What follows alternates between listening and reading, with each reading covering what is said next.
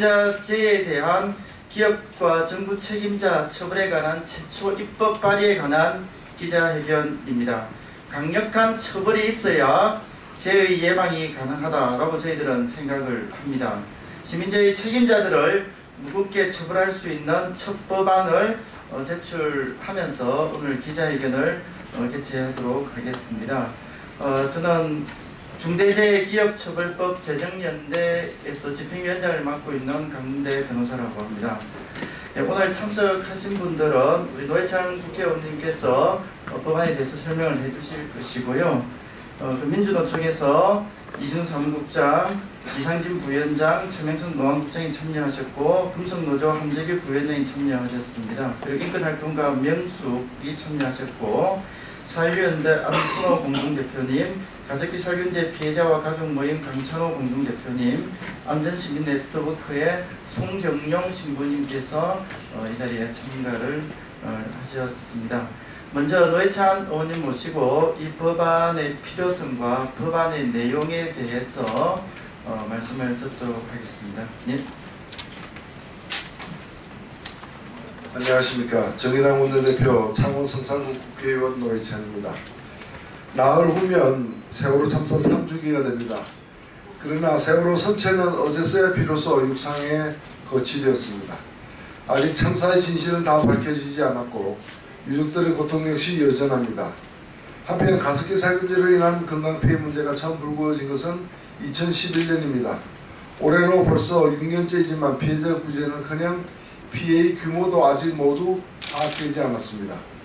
세월호 참사와 같은 중대재해의 재발을 방지를 위해서는 기업의 안전관리 의무를 명확히 규정하고 이를 위반할 때에는 경영자와 기업에게 무거운 책임을 지도록 하는 입법이 필수적입니다.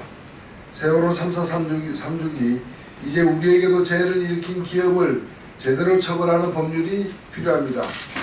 제가 이번에 대표 발의하는 재해에 대한 기업 및 정부 책임자 처벌을 위한 특별법안, 약칭 중대재해기업처벌법은 사업주와 경영자에게 두 가지 의무를 부과합니다.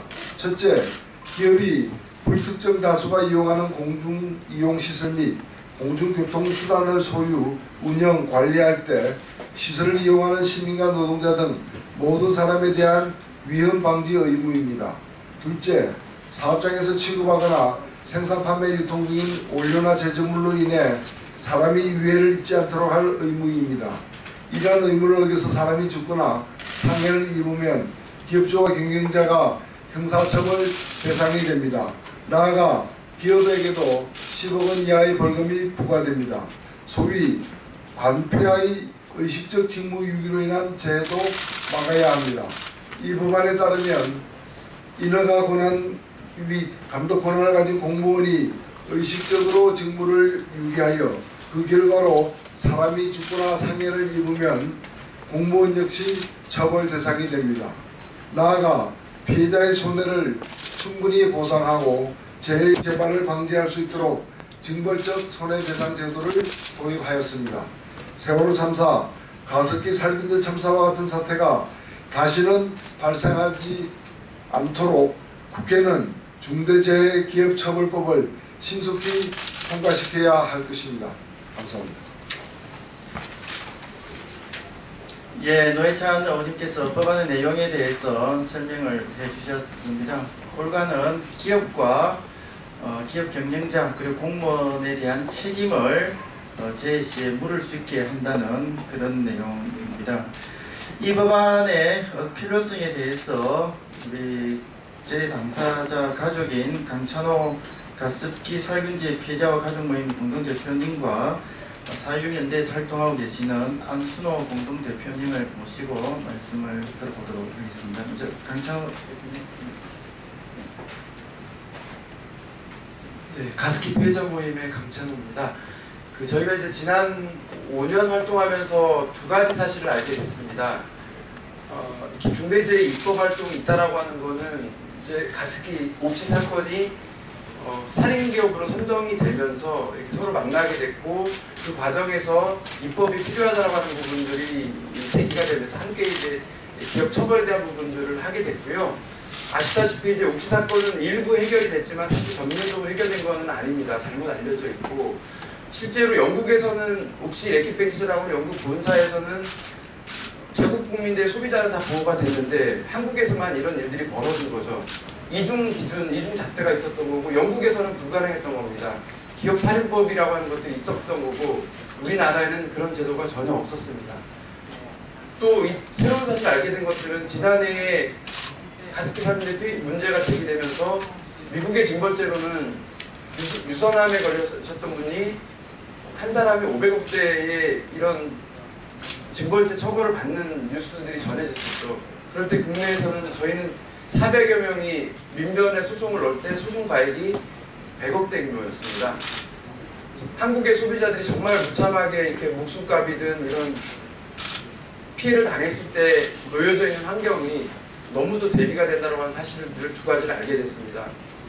여전히 처벌이 돼도 가습기 사건, 옥시 사건으로 해서 처벌을 받은 분이 7년이죠. 모든 거를 법을 싹 긁어 모아가지고 처벌 내린 게 7년입니다. 수많은 피해자를 합으로 해가지고 해당 기업주에 처벌된 부분이 고작 그거죠. 그래서 저희는 피해자들이 이 피해구제법에서도 징벌죄를 요청을 했었지만 소급이 안 되는 이유로 반영이 안 됐습니다. 그럼에도 불구하고 저희가 위헌 논란에도 불구하고 주장했던 이유는 거기에는 피해자 마음들이 고스란히 달려져 있습니다. 그리고 그런 조항들이 만들어지지 않으면 또다시 이런 사건이 난다라고 하는 걸 알고 있기 때문에 저희는 10배 이상의 징벌죄를 요구했고요. 현재로도 무한 상한제 없는 징벌죄를 도입하는 것들이 피해자들의 마음이라고 하는 것을 꼭 알아주셨으면 좋겠고 반드시 이 중대재해법을 통해 가지고 기업이 처벌받는 그래서 재발 방지가 될 수 있도록 꼭 만들어 주시길 부탁드리겠습니다. 고맙습니다.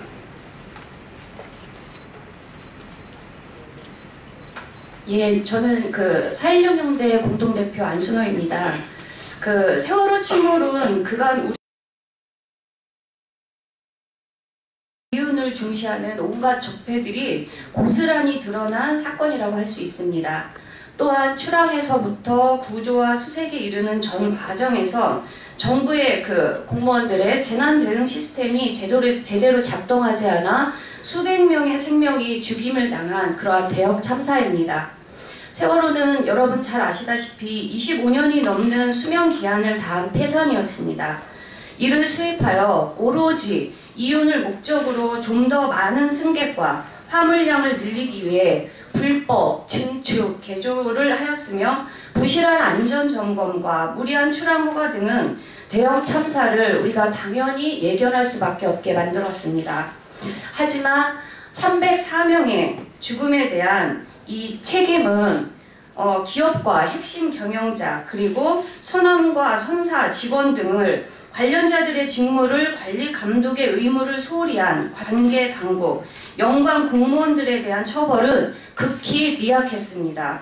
특히 세월호 소유회사인 기업에 대한 형사처벌은 없었으며 대표이사와 임원들만 미약한 처벌을 받고 있습니다. 그리고 심지어 해경이나 해수부 관계자들은 경고 등 약한 징계에 그쳤으며 심지어 승진한 사례도 있습니다. 이렇게 직간접적으로 죽음에 대한 책임이 있는 이들에 대해서 제대로 된 처벌을 묻지 않으면 이러한 참사가 반복되고 억울한 희생이 양산되는 것을 우리는 그동안 많이 봐왔습니다. 지금도 22명의 생사를 알 수 없는 상태인 스텔라 데이지호 침몰 또한 그 단적인 예라고 할 수 있겠습니다. 생명보다 돈을 중시하여 국민의 생명을 위협하고 죽게 만드는 기업과 경영인에 대한 강력한 처벌은 반드시 필요합니다. 또한 공무원들과 관계당국의 책임과 관계당국이 책임과 의무를 소홀히 했을 때 발생한 그러한 사망, 사고 그 책임에 대해서도 반드시 그 책임을 물어야 할 것이라고 생각합니다.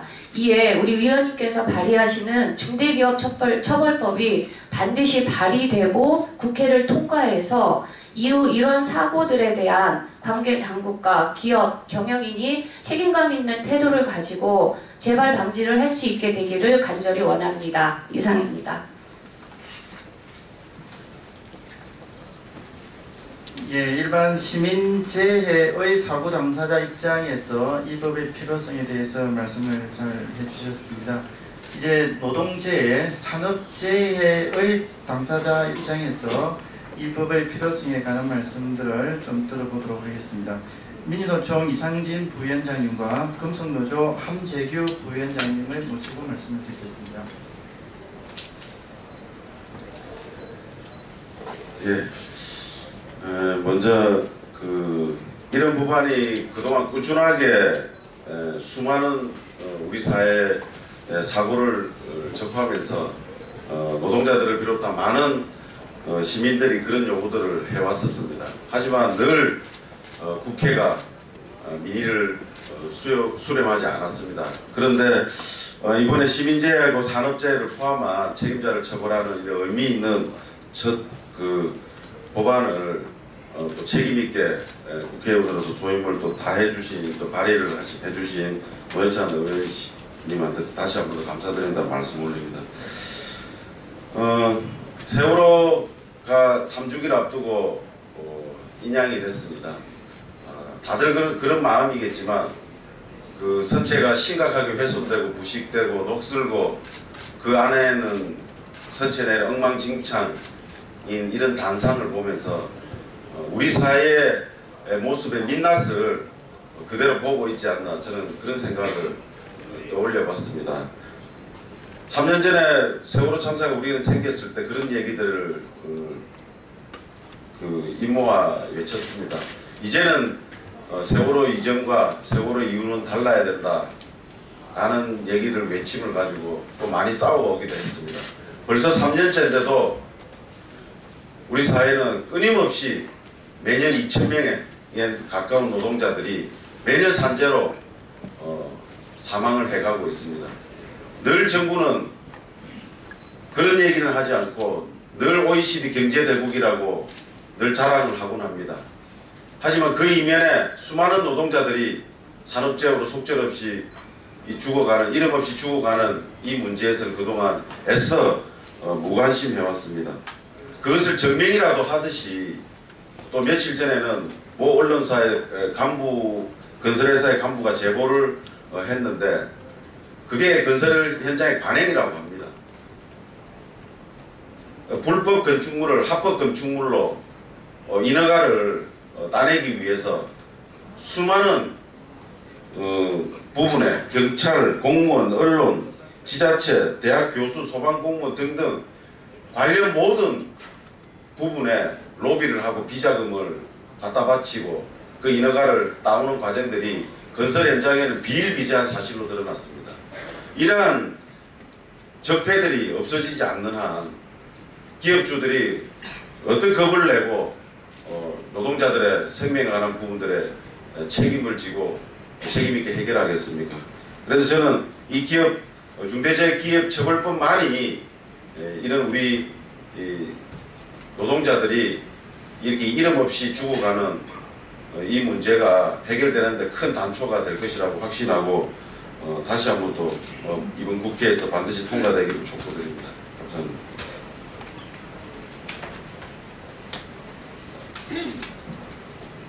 예, 금동노조의 함재규 부위원장입니다. 산재 사망은 사회적 격리현상, 즉 정상적인 상태가 아닌 사람이 살지 못하는 사회를 만드는 인위적인 타살입니다.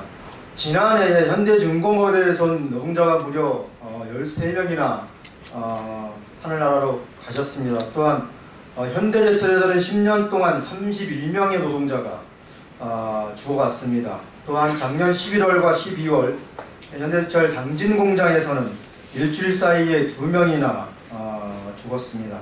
또 지난 3월 달에는 현대제철 비정규직 노동자, 가장 소외받는 비정규직 노동자가 다시 사망하는 중대재해가 발생을 했었습니다. 회사가 죽음의 공장이라는 오명을 싣기 위해서 안전 예산 투입이나 또한 안전한 제철소를 만든다고 하지만 실질적으로는 죽음의 행렬이 끊임없이 이어지고 있습니다. 그 노동자 죽음의 책임은 어디에 있겠습니까? 현장에서는 사람안전보건법이 무용지물입니다. 최소한의 법을 지키지 않아서 가장 기본적인 조치를 하지 않아서 벌어진 경우가 저희가 조사한 바로는 대부분이었습니다. 노동자들이 정말 살인을 당하는 기업에 의한 타살이 벌어지고 있는 것이 현실입니다. 중대산업재해는 사회 공동체에 대한 침략행위입니다. 산재 사망의 책임자, 죽음의 가해자인 해당 사업주가 구속이 되거나 제대로 처벌받았다는 뉴스는 접해본 적이 별로 없으실 겁니다. 고작 기껏해야 과태료 2천만 원, 아니면 시정명령, 아니면 과태료로 면피를 하고 있는 그런 실정입니다. 이것이 돈 몇 푼으로 끝나는 것이 아닌 무조건적인 인신구속의 사유라면 정말로 회사가 이지경으로 만들어놨을지 의심스럽습니다. 중대재해 기업처벌법은 사회와 산업안전의 최소한의 장치가 될 것이라고 생각을 합니다. 기업과 정부에 대한 처벌을 강화하는 이 처벌법이야말로 저희에게는 정말로 반가운 특히 최초 입법 발의를 해주신 우리 노회선 의원님께 진심으로 감사를 드립니다. 분명한 재해에 대한 책임을 묻고 안전한 일터, 또한 노동자들의 생명을 존중하는 일터로 나아가는 첫걸음이 되기를 정말로 기대하겠습니다. 금속노조 역시 현장에서 노동자들의 안전을 지키고 더 이상 노동자가 다치지 않고 죽지 않는 일터를 만들기 위해서 끊임없는 현장 투쟁을 벌여나가도록 하겠습니다. 고맙습니다. 예, 시민재해와 노동재해의 당사자들께서 이 법의 필요성에 대해서 잘 말씀해 주셨습니다. 여건만 된다면 이 법에 대해서 일일이 다 설명을 좀 드리고 싶은 심정입니다. 이 상황 자체가 저희들이 잘 용납이 안 되기 때문에요. 그렇지만 이제 시간상 그렇게 할 수는 없고요. 자료가 저희들이 다 준비가 되어 있습니다. 지금 재정연대 설립 연역도 나와 있고 법의 기본 취지에 대한 것도 문답으로 제시가 되어 있고 지금까지 드러났던 각종 사고에 대한 처벌 실태도 뒤에 자료가 첨부가 되어 있습니다. 자세한 내용은 제출된 자료들을 참조하셔서 기사 작성에 좀 많이 도움을 주시기를 바라겠습니다. 마지막으로 저희들의 입장을 담은 기자회견문을 낭독하도록 하겠습니다. 명수활동가와 송경용 신부님과 최명선 국장님께서 읽어주시겠습니다.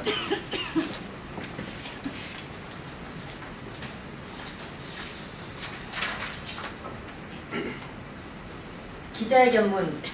노동자 시민의 반복적인 죽음의 행렬을 재해에 대한 기업 및 정부 책임자 처벌에 관한 특별법 제정으로 멈추자.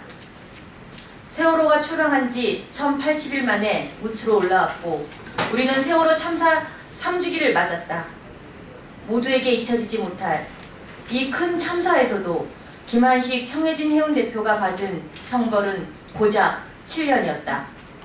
기업 청해진 해운은 과실로 선박기름을 유출한 점에 대하여 해양환경관리법 위반으로 벌금 1천만 원을 선고받은 것이 전부다. 해양수산부의 공무원들은 정직이나 감복 등의 처분만을 받았을 뿐이며 한국해운조합의 경우는 감봉이나 경고에 그쳤다. 안방의 세월호 사건이라고 불리는 가습기 살균제 참사는 어떠한가? 기업이 유해 화학물질의 유독성을 인지하고도 이를 은폐하면서 버젓이 제품을 생산 판매함으로써 수많은 시민의 생명을 희생시킨 사회적 재난임에도 불구하고 참사의 책임자에게 주어진 형벌은 너무나도 가볍다. 주요 제조사의 전 대표들은 징역 7년에 그쳤으며 존 리 전 옥시 대표에 대해서는 무죄가 선고되었다. 옥시와 롯데, 홈플러스 기업에게도 1억 5천만 원의 벌금을 선고하였다. 또한 정부의 관련 각 부처의 책임자들은 처벌받지 않았습니다. 1,000명의 목숨을 잃게 한 국민 대참사에 대한 형벌이 이 정도이다. 산업재해의 경우에도 산재 사망사고에 대하여 기업의 현장 소장이나 안전관리 책임자 정도가 처벌되는 데 그치는 것이 일반적이다. 6명이 사망한 대림산업의 여수산업단지 폭발사고의 경우 기소된 사람들 중 가장 높은 직책을 가진 자는 여수공장의 공장장이었고 징역 8월에 그쳤다. 대림산업의 벌금, 법인에 대한 벌금은 3,500만 원이 전부이다. 아르곤 가스 누출로 5명이 사망한 현대제철 당진 공장의 경우 기소된 사람들 중 가장 높은 직책을 가진 사람은 생산본부장, 부사장 직급이었고 집행유예 3년, 징역 2년에 그쳤다. 현대제철 법인은 벌금 5천만 원을 받았다. 우리의 현행 법체계는 사고를 유발한 조직과 경영 책임자에게 엄벌을 내릴 수 있게 규정되어 있지 않기 때문에 현재의 법 제도가 물을 수 있는 책임의 한계가 이 정도인 것이다. 국가는 책임을 회피하고 기업과 경영 책임자에게는 솜방망이 처벌뿐이라면 제2의 가습기 살균제 참사나 제2의 세월호 참사, 매년 평균 2,400명의 산재 사망을 막을 수 없을 것이다. 위험에 대한 비용이 노동자, 시민 모두에게 전가되고 있는 현실에서 생명과 안전에 대해 책임지지 않는 기업과 정부 관료는 반드시 처벌되어야 하고 엄중한 책임을 져야 한다. 강력한 처벌이 있어야 재해의 예방이 가능하다. 재해에 대한 기업 및 정부 책임자 처벌에 관한 특별법은 시민재해와 산업재해를 유발한 책임자를 모두 처벌할 수 있는 첫 번째 법안이다. 이 법안은 안전의무를 위반하거나 고의로 등한시한 기업과 경영 책임자, 이를 방치한 공무원도 처벌할 수 있도록 하고 있다. 오늘 입법 발의를 시작으로 우리는 중대재해기업처벌법의 제정운동을 시민과 노동자들의 탄식과 분노를 모아 지속적으로 전개할 것임을 이 자리를 빌어 엄숙히 선언한다. 이윤보다 생명이 우선인 세상을 위해 탐욕스러운 기업들에 의한 구조적 살인을 막아내는 일에 힘을 모으자. 이 법은 올바르고 절박하기에 반드시 현실에 존재하게 될 것이다. 2017년 4월 12일 중대재해기업처벌법 제정연대 전국민주노동조합 총연맹.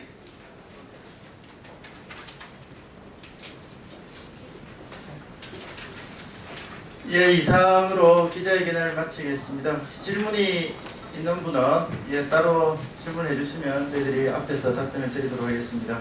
예, 기사 잘 부탁드리겠습니다. 마치겠습니다.